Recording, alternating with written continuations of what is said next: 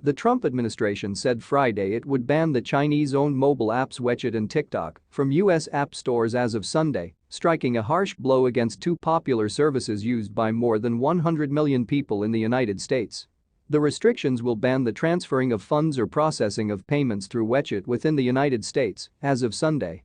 In the case of WeChat, the restrictions will also prevent any company from offering internet hosting, content delivery networks, internet transit or peering services to WeChat, or using the app's code and other software or services in the United States. Those same prohibitions on providing services go into effect on November 12 for TikTok. Today's actions prove once again that President Trump will do everything in his power to guarantee our national security and protect Americans from the threats of the Chinese Communist Party. Commerce Secretary Wilbur Ross said in a statement.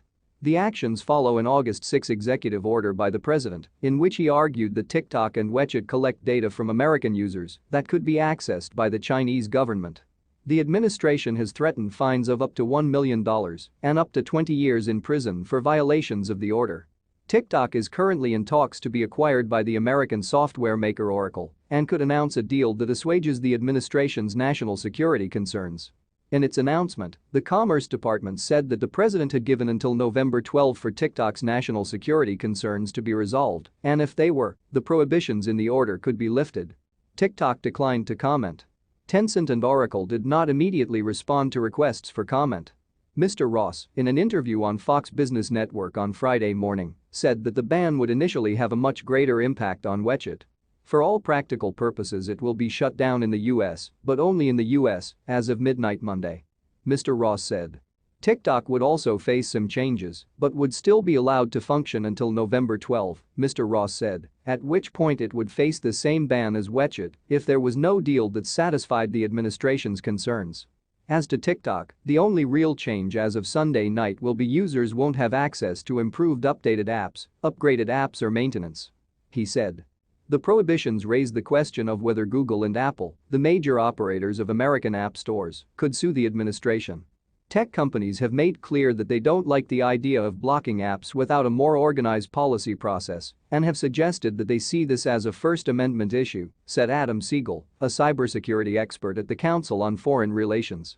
Mr. Siegel said it was not entirely clear why the administration had chosen to go after these two Chinese services and not other similar ones.